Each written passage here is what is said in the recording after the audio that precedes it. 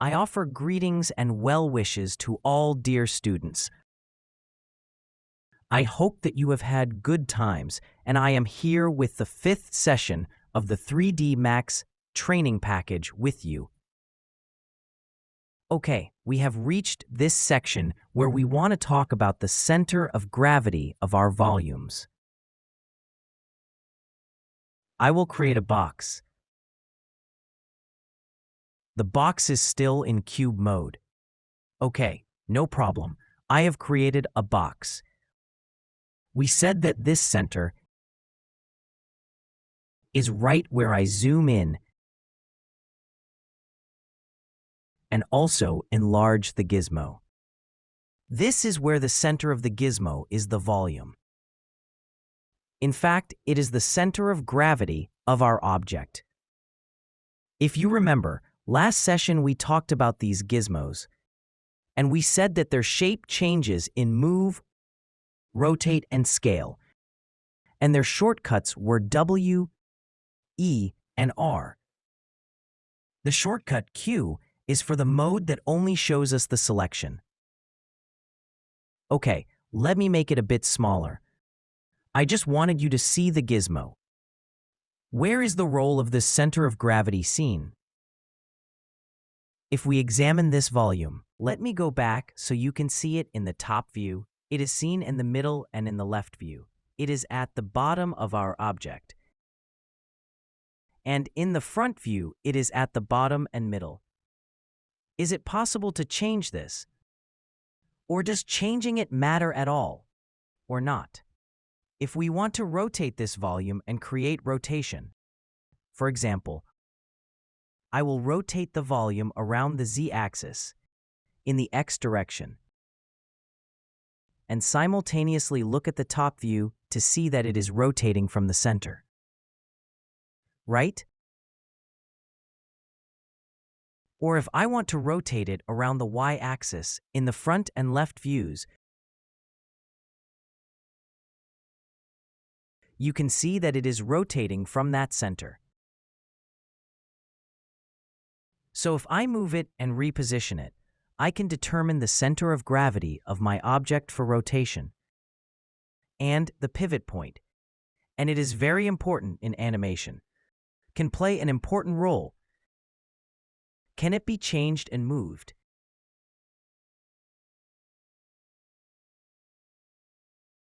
The answer is in this section, in the hierarchy.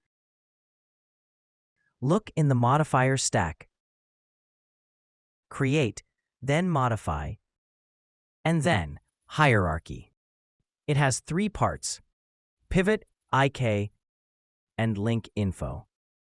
In the pivot section, which shows us the center of gravity, there are different parts, of which we will now only work with one part here, which is more important to us. In the first section, it says it can only affect our pivot. And in the second section, we change the object. And in the third section, we change the hierarchy. We are more concerned with this first section, which is pivot only effect. Pivot only. Okay, when I click it, you see that our gizmo changes and 3 arrows are shown to us.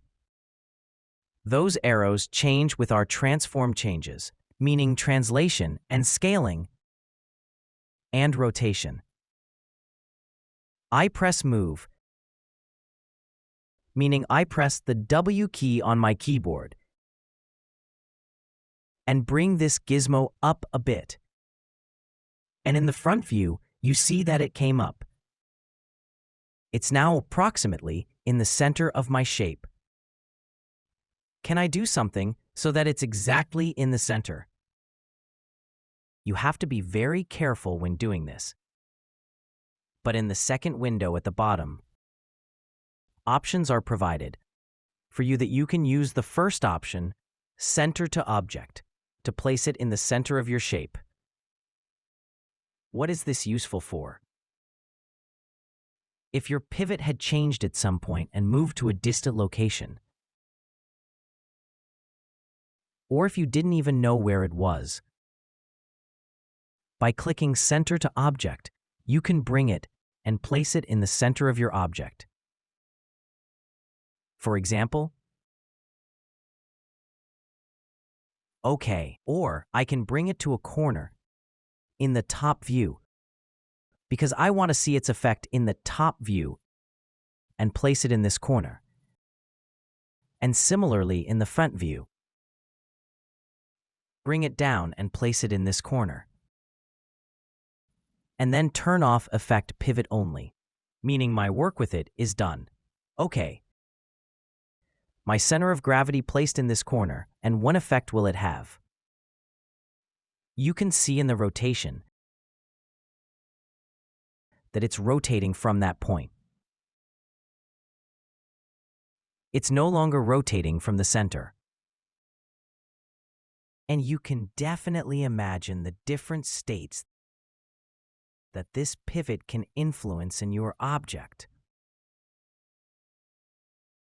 Very well, especially in rotations. The next point we want to talk about is the transform settings. Well, I'll put this pivot in the center of the object. You may have noticed I rotated it a few times and returned it to its previous state.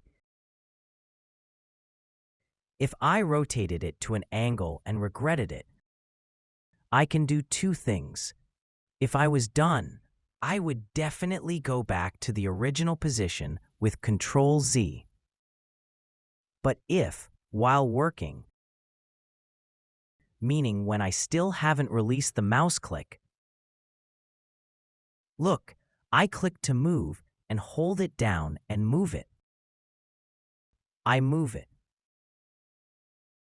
While I haven't released the mouse click yet, if I right-click, it will return to the first point it was changing from. It's the same in Move. I moved it, and if I don't know or can't bring it back to its original position and haven't released it yet, and I'm still holding the mouse click down and it's still being moved, with a click of the right button, it returns to its place. Just as I held down the left click, I right-click. Very well. Are there other ways to move? Yes, we can use snaps. The most important point in these snaps is for rotating an object. For example, I'm rotating this from the front now, and you can see the amount of rotation in that bracket above, but it's not an exact value, and I want it to be done precisely. One snap here called Angle Snap Toggle. If I click on it, it rotates at specific angles. See, it locks and rotates for me every 5 degrees. Can I change the angle and increase it more than 5 degrees or decrease it? Just right-click on the icon to open the snap settings for me. And by clicking on each of the headers, I can adjust its respective settings. However, the settings related to rotation angle are in the Options section, and under General in Angle, I can enter the rotation amount in degrees, which is 5 degrees here, and I find those 5 degrees appropriate. The last point I want to mention in this session is that for movements and rotations, we have some other settings that perform those rotations and movements based on a specific point for us. I'll create another box in the scene. Okay, in the top view, and I'll exit with a right click. You can see that this rotation is applied to itself. But if I select both of them, how do they rotate? This rotation gizmo is positioned in the center of both volumes. but I can change it.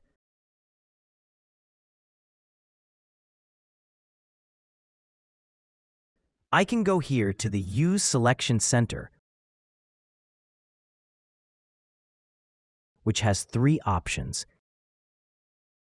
I can change the options based on what I want.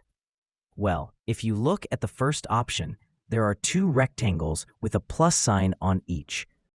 When I click this and try to rotate, you can see that each of them is rotating around its own center. If I set it to the second option, which is the default, they rotate around their center point.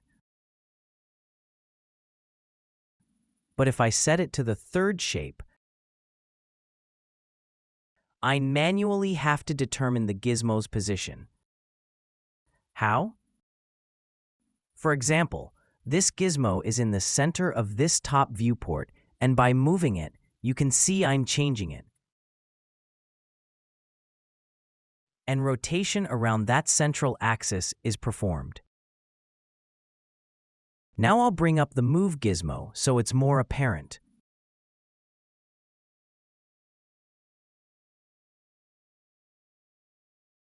In our scene, we have an X and Y. If you've noticed,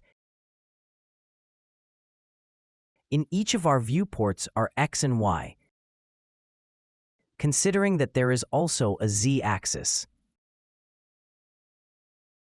Meaning that we should have, for example, X and Z in front, and in left we should have X and Z. But in left and front, we also have X and Y. Why has this happened? We have set the coordinate system settings to the view here, meaning that what we are seeing determines X, Y, and Z. X and Y are the screen in front of us, meaning the screen we see, and Z is the axis perpendicular to the screen. Unlike perspective, where X, Y, and Z are in their proper places. Okay, can we change this? Look, if we go to this drop-down menu, Reference Coordinate System, we open it.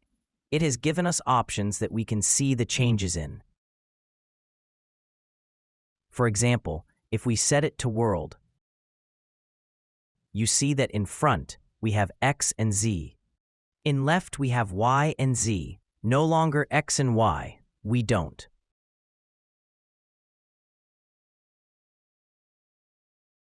Or, if you set it to Local, you can observe Local in a place where you want to make some changes in a plane and need your axis to be perpendicular to the surface you choose. For example, we create this sphere, and before that, I have to do something.